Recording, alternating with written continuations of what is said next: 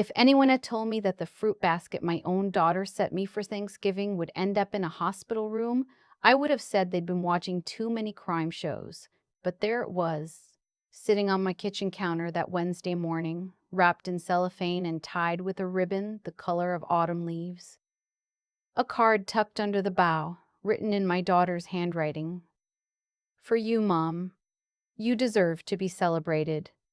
I stood there in my robe, coffee going cold in my hand, trying to remember the last time she had called me just to talk, not to ask about the property tax records, not to ask whether I'd updated my will, just to talk. The basket was beautiful. Smoked almonds, a jar of local honey, two kinds of artisan crackers, a wheel of aged cheddar, a small bottle of apple cider vinegar with the mother still floating in it, the kind of thing you'd find at a Williams Sonoma, not a gas station. And nestled in the center, wrapped in wax paper and tied with twine, was a loaf of cranberry walnut bread. Homemade, from the look of it, or made to look that way. My daughter hadn't baked a thing in 20 years. I set the card on the counter and read it again. You deserve to be celebrated. 6 words that should have made me warm, but instead made something in my chest go very still. I want to tell you what came after. But first, let me back up, because none of this makes sense without the years that came before it. My daughter was born when I was 26, and from the beginning she was the kind of child who watched. Not the loud one, not the one climbing furniture or dragging mud through the hallway. She watched. She took notes. She remembered things I said at dinner and repeated them back to me 3 years later, sharp and precise, as if she'd been storing them for use. I thought it was intelligence. I thought it was sensitivity. I didn't understand yet that it was something else entirely. My marriage ended when she was 11.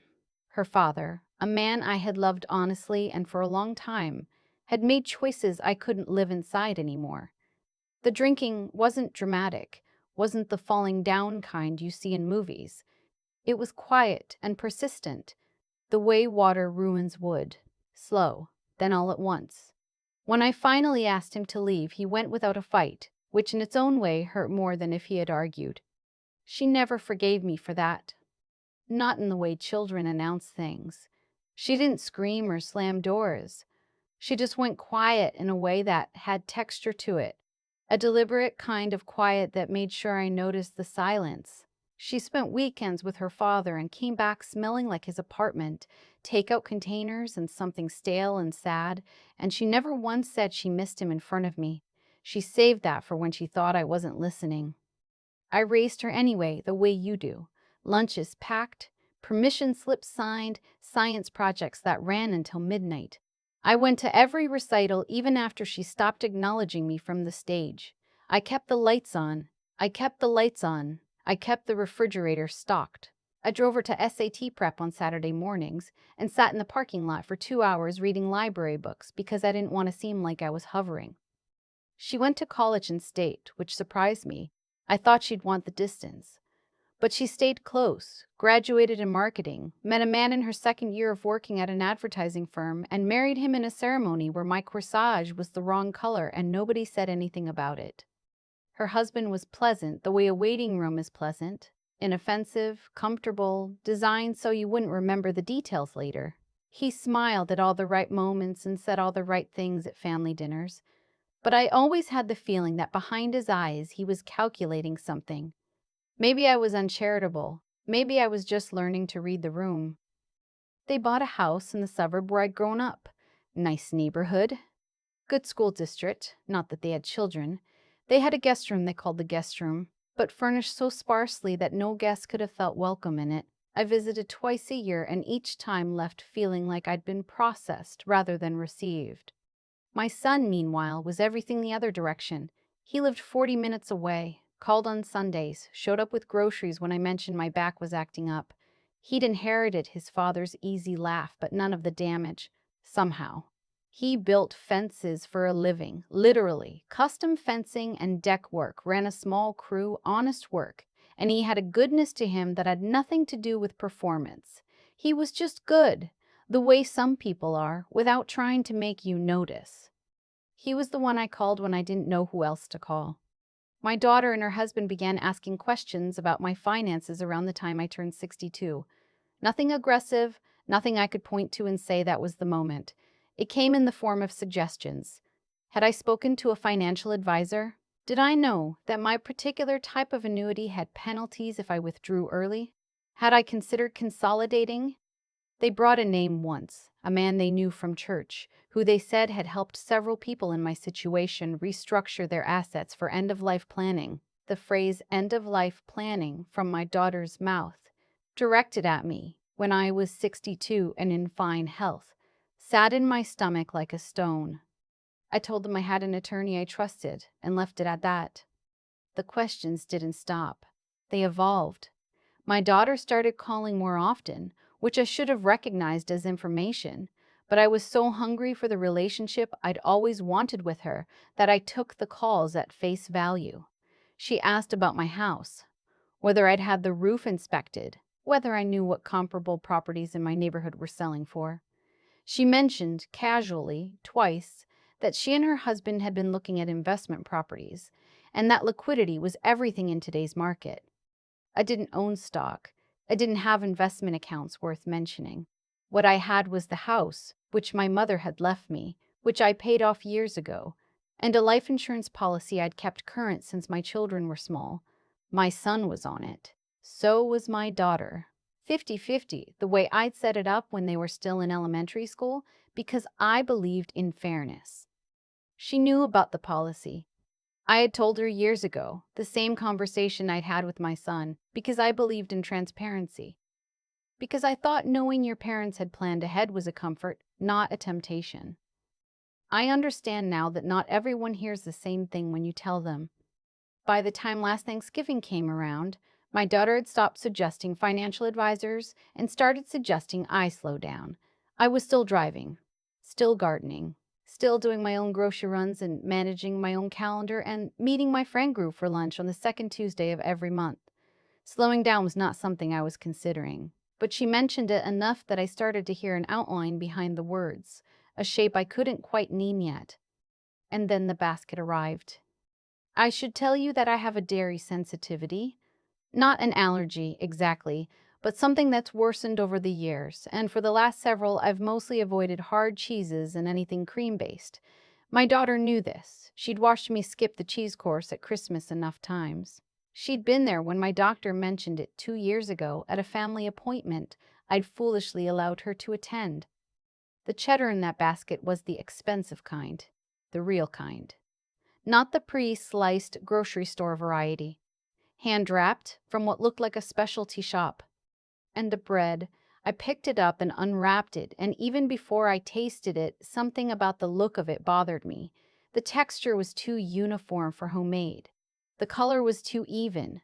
I set it back down and thought about calling her to say thank you, and then I thought about how little I actually wanted to eat any of it. It sat on the counter until the next morning. And then I did something that I can only chalk up to a feeling I can't entirely explain. I called my neighbor instead of eating it myself. She is 81 and has the appetite of a woman half her age, and the constitution of someone who grew up eating whatever was put in front of her without complaint. She'd been bringing me tomatoes from her garden since August. When I knocked on her door with the basket, her eyes went wide. "Bev," she said, "you didn't have to." I told her I had more food than I could manage before the holiday. I left the honey and the crackers and took the basket frame home. She thanked me 3 times. That afternoon, my daughter called. "Did you get the basket, Mom?" "I did," I said. "It was beautiful. Thank you." There was a pause. "Did you try the bread?" "I haven't gotten to it yet," I said, which was true. Another pause. "And the cheese? You should try the cheese. It's from a farm upstate. I had it shipped specially." Something about the way she said the word specially landed wrong. I told her I'd been busy with pre-holiday errands and would get to it soon. She said okay in the voice she uses when something isn't okay, and we said goodbye. 3 days later, my neighbor called me, and her voice was the voice of someone trying to hold something together while it was slipping. She told me she'd been sick. Starting Thanksgiving night, stomach cramping, then vomiting, then something that scared her enough to have her grandson take her to the emergency room on Friday morning. They'd kept her overnight. She was home now. She was going to be fine. But they'd asked her about everything she'd eaten, and the list was short because she'd been cooking for herself for years and she knew what she'd eaten. And the thing she couldn't account for, she said, the thing she'd eaten that she hadn't had before, was the bread. I sat down. I don't remember deciding to sit down. I just was sitting. I called my son before I called anyone else. He was there within the hour. He sat across from me at my kitchen table and I told him what I'd told him and he didn't say anything for a long moment. And then he said, "Mom, we need to call someone. Not the police, not yet, just someone." He called his attorney, who had a colleague in criminal law, who told us to document everything we had and make a report. The basket was gone. I'd given most of it away. But I had the card, and I had the cellophane wrapping in my recycling bin, and I had a neighbor who was willing to tell her story, and I had years of phone calls and questions about finances and the name of a financial advisor I'd refused to see. The detective who came to my house was a woman who looked like she'd heard everything and was waiting for me to say something she hadn't. She took notes in a way that made me feel like every word was going somewhere useful. She asked about my relationship with my daughter. She asked it gently. The way you ask something that you already understand is painful. I told her the truth. All of it. The divorce, the silence, the years of lunches packed in recitals attended and calls that went unanswered for 2 and 3 days at a time. I told her about the questions that started when I turned 62. I told her about the phrase end-of-life planning from my daughter's mouth. I told her about the basket and the bread and the way my daughter had called the next day and asked specifically whether I'd tried the bread. She wrote all of it down. What happened next came in pieces, the way investigation always does. The bread was analyzed. The results came back with something in it that had no business being there, a compound that, in sufficient quantity, would have been hard for a woman my age to survive, particularly in combination with my blood pressure medication, which my daughter also knew about because she had driven me to that appointment too. In the quantity present in the loaf, it would likely have caused what the medical examiner told me later, with careful language, would have appeared to be natural causes. It would have looked like my heart gave out over the holiday weekend. The specialty shop upstate was real. My daughter had ordered from them before, but the bread had not come from them. The detective traced the order through my daughter's email, which her husband had accessed on a shared computer they hadn't thought to clear, and the bread had come from a baker my daughter had found through an online search that was not as private as she believed. The search history, the order confirmation, the custom requests submitted in writing for an herbal additive she'd described in terms she must have believed were untraceable. They were not untraceable. My daughter was arrested on a Monday morning. I know this because my son called me, not to tell me how to feel, just to tell me it had happened. He drove over and sat with me most of the day. He didn't say much. He brought soup from the place on Clemson Road that I like, and we ate at the kitchen table. And at some point I looked at the window where the fruit basket had sat for that day and a half, and I thought about how close I had come to eating what was in it just because someone had told me I deserved to be celebrated. That's the thing no one tells you about betrayal. It doesn't usually come in ugly packaging. Her husband cooperated with investigators early on. He claimed he hadn't known the full extent of what she planned, only that she'd talked about the insurance policy in ways that made him uneasy, that she'd spoken about my health as if it were a countdown rather than a life. His cooperation earned him a reduced role in the proceedings. I don't know if I believe he truly didn't know. I may never know. Some things you have to set down because you can't carry them and still move forward. The trial was not what I expected. I'd watched enough television to have an image in my head, but the reality was quieter and colder and much more administrative than dramatic. I sat beside my son in the gallery, and I watched my daughter sit at the defense table in a gray blazer I didn't recognize, which told me she'd gone shopping for the occasion, which told me more about her than any testimony could. She didn't look at me. Not once in the days I was there. I'm not sure if that was strategy or if she simply couldn't. Her defense argued that the search history was circumstantial, that the bread was a gesture gone wrong, that any additive was sourced for health reasons she'd been exploring. It didn't hold. The written request was specific. The phrasing was deliberate. And the timeline, from the financial questions to the basket to the phone call asking whether I'd tried the bread, painted a picture the jury could follow without being asked to imagine anything. Guilty, on 2 counts, one for me, one for my neighbor, who sat in the front row and gripped her purse with both hands when the verdict came through. The sentencing was 12 years, with possibility of parole at 8, and I sat with that number for a long time afterward, trying to understand what it meant. 8 years. She would be 51 when she first came up for parole. Her husband had already filed for divorce. The house in the suburb was on the market, which I found out not because anyone told me, but because I drove past it one Sunday in February and saw the sign on the lawn. The first thing I did after the verdict was call my attorney, not to celebrate, to change the paperwork. My daughter's name came off the life insurance policy, the same policy she had spent 2 years calculating the value of, in her place. I put my son and my neighbor's grandson, who had driven an 81-year-old woman to the emergency room on a holiday morning without being asked. That felt right to me. The people who show up deserve to be the ones who are taken care of. I also changed my will, updated my medical proxy, and had a long conversation with my attorney about what information to share with family going forward and what to keep close, not out of suspicion, out of wisdom. There is a difference, and I had earned the right to know it. My neighbor recovered fully. She came back to her garden in the spring and left tomatoes on my porch in August like nothing had interrupted the arrangement, which I think is one of the braver things I have ever seen a person do. We have coffee on our back porch sometimes, on the mornings when the weather is good. We don't talk about that Thanksgiving very often. When we do, we keep it short and then we change the subject to something alive.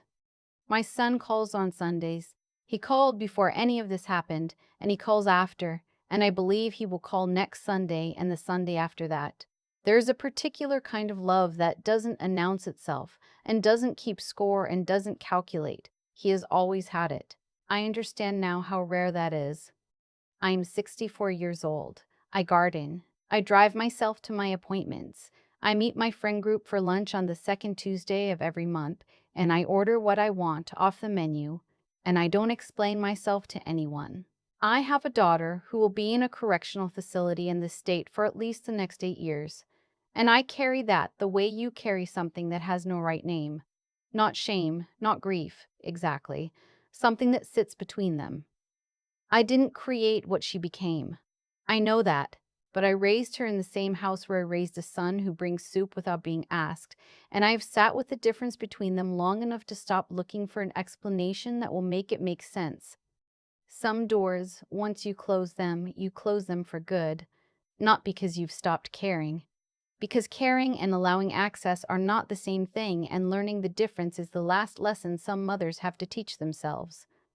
I chose peace. I chose my son, my neighbor, my Tuesdays, my garden in the summer, my attorney on speed dial, and every ordinary morning I wake up to without wondering whether someone who called me mom had decided my life was worth more ended than continued. That's not a small thing. That's everything. I keep coming back to the basket. The cellophane, the ribbon, the color of autumn leaves. How beautiful it looked sitting on my counter in the morning light, and how close I came to treating it like what it claimed to be, a gesture of love. What stopped me wasn't cleverness. It wasn't suspicion, not exactly. It was something quieter than that. A feeling that had been building for 2 years. Every time my daughter asked about my finances, every time she said the words end-of-life planning with that particular flatness in her voice, I had been paying attention without knowing I was paying attention. And when the moment came, something in me chose to pass the basket on rather than open it myself. I don't fully understand why. I just did. What I understand now is that the choices we make over years, the small ones, the ones that seem like they don't count, are actually the only ones that do. My daughter made choices too. She chose to calculate instead of connect. She chose to see a policy number where a mother was standing. That didn't happen overnight. It grew in her slowly, the way resentment does. fed by grievance she never examined and ambition she never questioned. And the consequence of all those small choices was a Monday morning arrest and a courtroom and a verdict that changed the shape of our family permanently. I'm not interested in calling that fate. What I believe is simpler that how we treat people leaves marks, and eventually those marks become the record. My neighbor drove herself to the emergency room on a holiday because someone she trusted had handed her something poisoned. My son drove 40 minutes to sit with me on the worst afternoon of my adult life and didn't say a single unnecessary word. Those two facts tell me everything I need to know about what matters. I've thought a lot about what I want to carry forward from all of this, not the fear. I refuse to let that be the lesson. What I want to carry is the clarity. There is a kind of knowing that only comes from having been tested, and I was tested, and I am still here. I know now the difference between people who love you and people who have decided what you're worth to them. I know how to read the shape behind the words when someone asks too many questions about things that aren't their business yet. I know that being sharp enough to notice those things isn't paranoia. It's the hard-won intelligence of a woman who paid attention when it mattered. And I know that getting back up, not dramatically, not loudly, just steadily, is its own kind of answer to everyone who assumed I wouldn't. I changed my paperwork. I tended my garden in the spring. I showed up for my Tuesday lunches. I let my son bring soup, and I didn't pretend that I was fine when I wasn't, which is a different kind of strength than the kind I used to think counted. Caring and allowing access are not the same thing. I learned that the hard way, and I will not unlearn it. Some doors close for good not because love ran out, but because wisdom finally caught up. That's enough for me. That's more than enough.